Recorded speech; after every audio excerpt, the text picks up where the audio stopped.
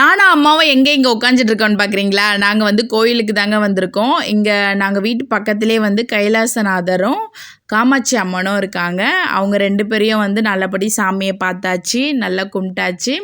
இப்போது உட்காந்துக்கிட்டு நாங்கள் சாமி கும்பிட்டுட்டோன்னா அங்கேயே உட்காந்து கொஞ்சம் நேரம் பேசிகிட்ருக்கோம். நான், பாப்பாங்க, என்னோடய ஹஸ்பண்ட் எல்லாம் பேசிகிட்ருக்கோம். ஏன்னா நம்ம ஒரு வீட்டுக்கு போயிருக்கோம். நார்மலாகவே கோயிலுன்றது வீக்லி ஒன்ஸாவது நம்ம எல்லாருமே போகணும். அது ரொம்பவே நல்லது வீட்டுக்கு. நான் வந்து என்னால் இப்போ நான் ஜாப் போயிட்டுருக்கப்போ என்னால் முடியாதப்போ என்னோடய அம்மா எப்படியும் கோயிலுக்கு போயிடுவாங்க பாப்பாங்களை கூட்டிகிட்டு. என் ஹஸ்பண்டை வந்து நீங்கள் மந்த்லி ஒரு 3 டைம்ஸாவது நம்ம கோயிலுக்கு போகணும். ஏன்னா நம்ம கோயிலில் தான் அந்த பாசிட்டிவ் எனர்ஜி கிடைக்கும்னு சொல்லுவாங்க. நம்ம சாமிக்கிட்ட நம்மக்கிட்ட எவ்வளோ வந்து நிறைய கோரிக்கை இருக்கும். அதை நம்ம வந்து நம்மளுக்குள்ளேயே ஷேர் பண்ணிகிட்ருப்போம். கொஞ்சம் சாமிக்கிட்டேயும் போய் அவரையும் பார்த்து நம்ம வேண்டி நம்ம மனசு பாரமும் கொஞ்சம் குறைஞ்சா மாதிரி இருக்கும். ஒரு ஹாப்பினஸ்ஸாகவும் இருக்கும்.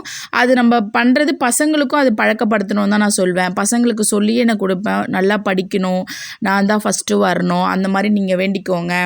ஏன்னா நம்ம இப்போத்துலேருந்தே பாப்பாங்களுக்கு அந்த மாதிரி பண்ணாதான் பாப்பாங்க அந்த சாமியோட ஒரு கனெக்ட் ஆவாங்க. விநாயகருடைய தனியாக குட்டி கோபுரம் அந்த சைடு.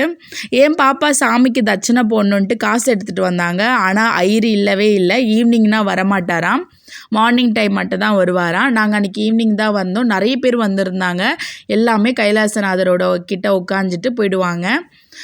என்ன பண்ணுறது, காசு போடணுமேனா உண்டியல் கூட கிடையாது கோவிலில். இவர் தான் நம்ம கைலாசநாதர். அழகாக இருந்தார். அழகாக பார்க்கவே ரொம்ப லட்சணமாக காட்சி அளிச்சிட்டு இருந்தாங்க. காமாட்சி அம்மனும் அப்படி தான் இருந்தாங்க. கொஞ்சம் மெயின்டெனன்ஸ் எல்லாம் ரொம்பவே இல்லைங்க கோவிலில். மற்றபடி அவருடைய மூலஸ்தானம் பக்கத்தில் நல்லா டைல்ஸ் எல்லாம் போட்டு நல்லா இருந்தது எல்லோரும் உட்காரத்துக்கு. சாமிக்குன்னு உண்டியலில் போட காசு எடுத்துகிட்டு வந்துட்டோம். இப்போ போடாமல் போனால் எப்படி, உண்டியலும் இல்லையேன்ட்டு இருந்தோம். அப்போ அங்கே இருந்த பெரியவங்கெல்லாம் சொன்னாங்க, நீங்கள் கோயில் உள்ள சாமியாண்ட அப்படி தூக்கி போட்டுருங்க, அவர் காலையில் ஐயர் வந்து எடுத்துப்பார் அப்படின்னாங்க. சரி, என் பாப்பாவை நீ எடுத்துகிட்டு வந்தல, காசு 20 ரூபாய் எடுத்து உள்ளே போடுன்னு. என் பாப்பாவுக்கு மனசே வரல போடுறதுக்கு. அப்படியே கையில் வச்சுட்டு இருந்தா. இல்லைடா நம்ம சாமிக்குன்னு எடுத்துகிட்டு வந்தோம், நீ காசை போடுன்னவொடனே பாப்பா போட்டுட்டாங்க. கோயிலோட வியூ இப்படி தாங்க இருக்குது. கோயில் உள்ள வந்தாலே நமக்கு பாசிட்டிவ் எனர்ஜி தான். உட்காந்துட்டே இருக்கலாம் போல தான் தோணும். கோயிலில் இருக்கிற மாதிரி அந்த ஒரு ஃப்ரெஷ்னஸ் வந்து வேறு எங்கேயும் கிடைக்காதுன்னு சொல்லுவாங்க. அதனால் எல்லாருமே கோயிலுக்கு போங்க.